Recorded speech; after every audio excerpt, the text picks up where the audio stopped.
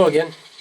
Thought I'd put together a quick video here on a couple little tips that I have might make your project a little easier. Also, kind of let you know that if you don't see any videos for a bit, we're actually going to move. I've got to tear the train layout down, and we're going to move down, so it probably won't be until later on this fall when I can get it back together and put together some more videos. So anyway, thank you very much for watching, and here's some of the tips that I've got, little things that I found out in line doing the train modeling. For my paints, I'm a fan of the Model Master brand, but they're getting harder and harder to find. Sometimes I kind of wonder what shade does it really come out to be. What I do is when I first get it, I do take some masking tape, wrap around the top, and I spray it out with a coat of primer just to get a base coat on it. And then the first time that I use the paint, I will actually spray the color of the paint on it when I mix it up in my airbrush. Airbrushing, I just cut a hole the same size and I just kind of place it over it, shoot it with a coat of paint. And then once I get done with that, let it dry. And once it's set up, I do go ahead and put a coat of matte finish over the top of it. And here are some of the paints that I've taken and have finished up putting the coat on, putting the matte finish on it. And now instead of trying to read the small print, all I have to do is kind of look in there and see what shade I want.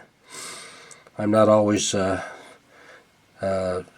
I don't always need the perfect color, so I pick out the color that I think matches up what I want to do, and do it that way, and makes it a little bit easier. One tool that I've been using quite a bit is the Dremel Micro. Battery operated.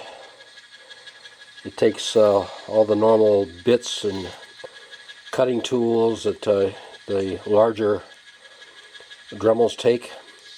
I just find it so handy. Cutting track, sanding things down, cutting. You can't go wrong with this. So very, very handy tool to have. Power supplies, 12 volt. These are by Meanwell. They're very inexpensive. Find them on Amazon.com or eBay or a lot of the electronic stores. Anywhere from 2 to as many amps as you want. And I've got those there. I've got a couple more over here supplying the 12 volts. So I prefer Meanwell. Nice place to pick them up. In that Meanwell 12 volt power supply was, I've got a couple of these. They're voltage regulators. This one here I happen to be set at 7.1. I use it for running the Arduinos. But you can set them all the way down to about 3 volts. If you have some lighting systems you want to work, something like that, or any type of voltage you want. I do have some servos, and I operate those at 5 volts. The voltage regulators are by Drok, D-R-O-K. If you Google that or go on Amazon, put D-R-O-K in voltage regulator, this is what you'll see. And it's pretty nice because it's got a button on there that you can tell what the incoming voltage is. To press the button, it'll give you the outgoing voltage of what you have it set at. So very handy to keep a couple of these around. I think they're about $6 or $7. Hey, thought I'd show you a little tool that I built. Saw someone else that built one, and thought I'd do a little project box from Radio Shack. A 9 volt battery in here, a double pole, double throw switch. Put a diagram up on how to wire that up and carry that to your train show. Somebody set on tortoise switches. Clip the leads on it. Toggle back and forth, and you're all set. You can check them out. Might buy some good buys. I did at the last show that I went to. Thank you.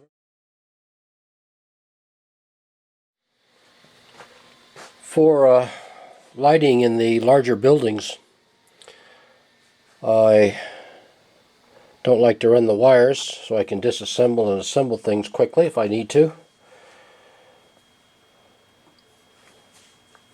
What I've done is I've used the lighting system out of a Pullman car and double-sided tape up there, little magnetic switch there, a couple batteries, and just set that back on there. Actually snaps back down in there, and turn it on and turn it off. Let's see here if I can. So it's just kind of a quick and easy way if you don't want to run the wires. I'm trying to build some small LED circuits with little magnetic reed switches for some of the smaller buildings.